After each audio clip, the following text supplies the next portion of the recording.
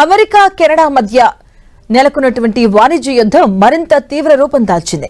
Canada నుంచి దిగుమతి అయ్యే కార్లు, ట్రక్కులు, వాహన విడిభాగాలు, ఉక్కుపై ఏకంగా 50% మేర సుంకాలు విధిస్తున్నట్లుగా అమెరికా అధ్యక్షుడు డొనాల్డ్ ట్రంప్ సంచలన ప్రకటన చేశారు.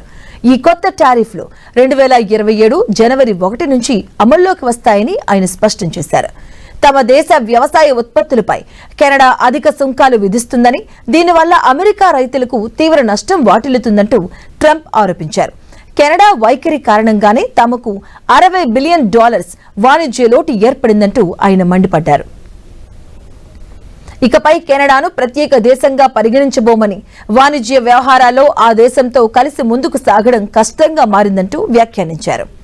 కెనడా పాలకులపై తీవ్ర ఆగ్రహాన్ని వ్యక్తం చేశారు ట్రంప్. వారి పద్ధతి మార్చుకొని తమ దారిలోకి రావాలని, లేదంటే ఊహించిన దానికంటే అత్యంత ఘోరమైన పరిణామాలు ఎదుర్కోవాల్సి ఉంటుందంటూ హెచ్చరించారు.